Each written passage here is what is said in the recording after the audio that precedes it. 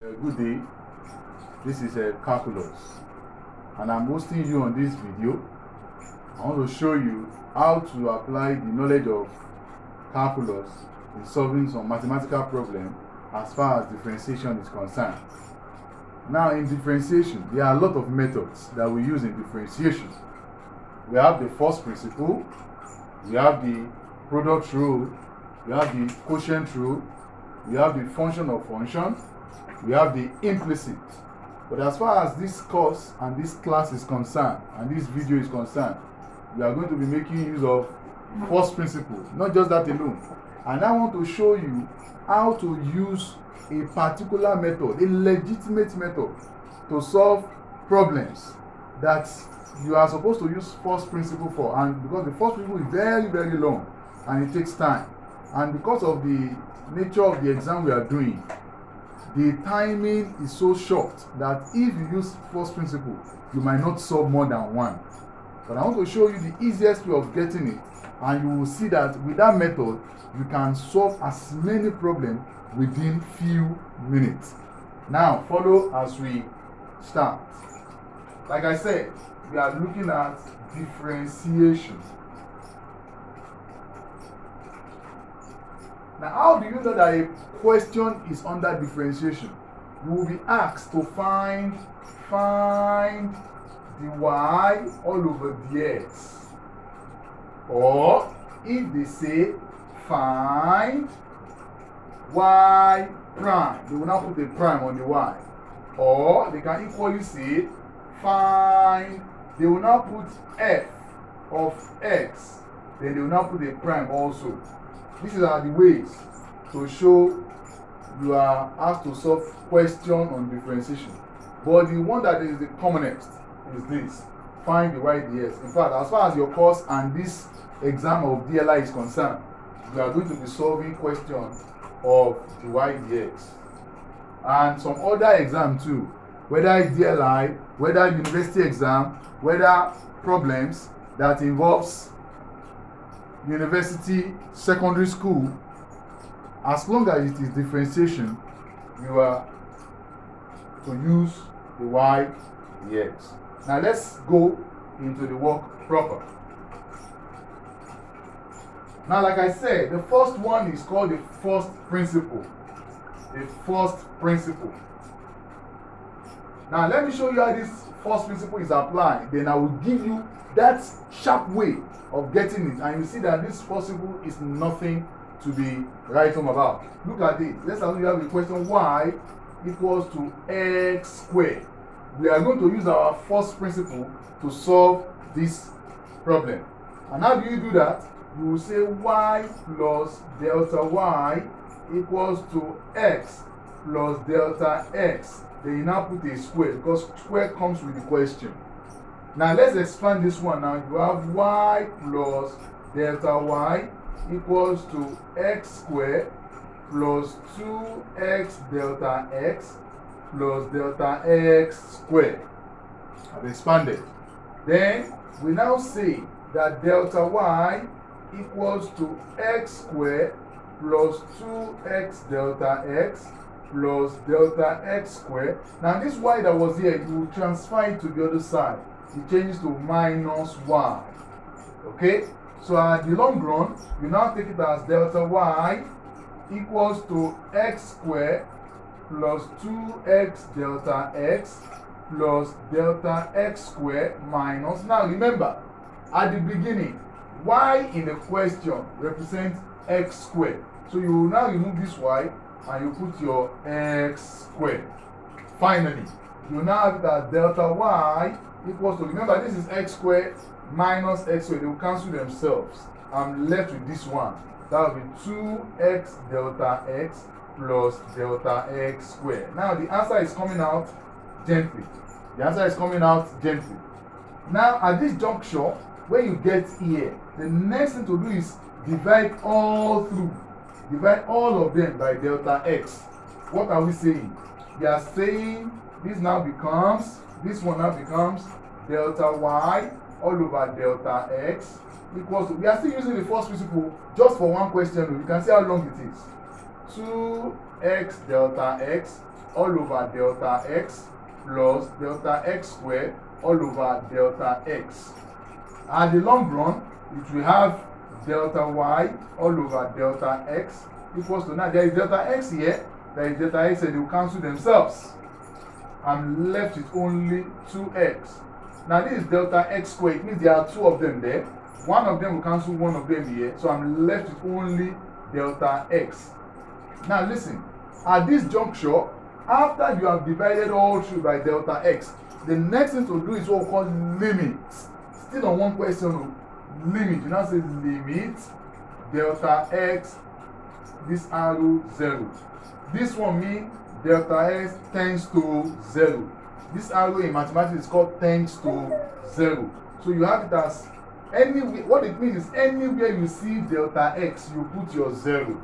So that becomes delta y all over delta x equals to 2x plus, we said anywhere you see delta x, you put 0. But in mathematics, whenever you introduce lim, this delta y all over delta x will now change to the normal dy dx that you know. The y all over dx equals to, now what is 2x plus 0? 2x plus 0 gives you 2x. This is the answer. Now looking at it now, you have used your first principle very long from here and you are getting the answer. And you might be given a lot of questions and you are expected to use this method to solve this. So how many minutes do you think you can use to solve 20 questions or 15 questions using this long quiz to get this answer? The answer is no, you cannot use that. So I'm going to give you a very easy, short and precise way of getting the answer of differentiation. So follow me and see which one is better. Is it this long quiz or the one that is invented by Calculux? Let's see. Now I'm going to cancel this long guy. We don't need them. Now let's go to the short one. But before we use that method, there is something I need to show you also. We have y equals to ax raised to power n. Let me show you the method. The method is this. If you want to differentiate, you say dy all over dx equals to whatever you have in front of your x is called your coefficient. You will carry that coefficient, you will multiply with the power. That's the law. You will carry that coefficient a, you multiply with the power n. Then after that you write your x back, x. The power initially that comes with the question is your n. You will always remove 1. You will say n minus 1. That's the law. The law is you carry the coefficient, you multiply with the power, that's a times n. After you write that x again, then the power that you have, which was n, you must remove 1 from the power. You say n minus 1. That's the way you differentiate. Now let's apply this principle for this guy that is up here. Let's see whether we are going to get the same 2x or not. That will be y. Let's go back to the question. Equals to x raised to power 2. You have that dy dx equals to, remember, whenever you don't have any number in front of an alphabet in mathematics, that number there is 1. Take note, anytime you don't see any number beside any alphabet in mathematics, that number there is 1. So the number we equally have here is 1. So you carry that 1, which is the coefficient, 1 times, you will multiply with the power, like I said. Multiply with the power, that's 2. Then after that, you write that x back, ordinary x, so x back, according to the law that we have. Then the original power was 2. You will say 2. Don't forget, you must always remove 1. Remove 1 from the power. Minus 1. Eventually, when you multiply all these, what are you going to get now? Let's see if you are going to get the same answer or not. Remember the answer we had when we used our long method. We got 2x. So we are using this short method. Let's see whether we are going to get that same 2x or not. Finally, you have it as dy all over dx equals to 1 times 2 gives you 2. That x, 2 minus 1 gives you 1. And in mathematics, whenever you have the power to be 1 also, you might not write it. Just like you did not write the coefficient as 1. You might not write the power 2 as 1. So the final answer now is the y all over the x equals to 2x. Can you see? Very easy. So it's very short and precise. So this method is applicable. It's a legitimate method. You can use it for any differentiation problem and you will be given the answer. Very easy, simple, short, and precise. So now let's see how we can use this method now to solve other mathematical problems so that you can use what I have said to solve every other problem that will come along the line. Let's solve one or two problems again before the end of this lecture.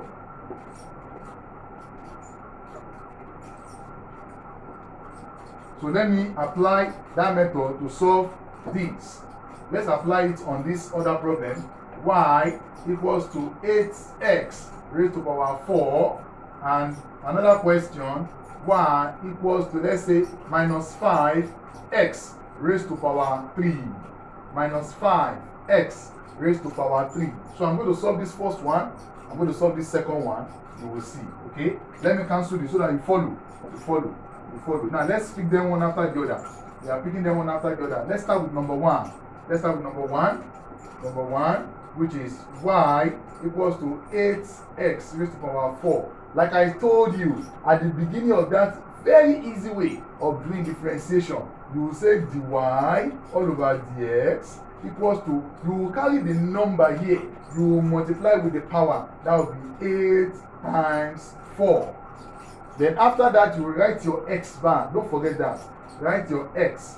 The power before was 4. You will say 4. You must always remove 1. Don't forget. Minus 1. Finally, 8 times 4. That's 32. Then x. What is 4 minus 1? 3. This is the answer. Very simple and straightforward. How many lines? Just one line. One line of the method. And the answer is out. Looking at that other one that you will solve and solve, you can see very easy way invented by Calculux that we can actually use to solve any differentiation problem. Let's see the second question, and you can comment on our YouTube page and give us your reaction and use our method to solve other problems. Let's see number 2 quickly. Let's see number 2.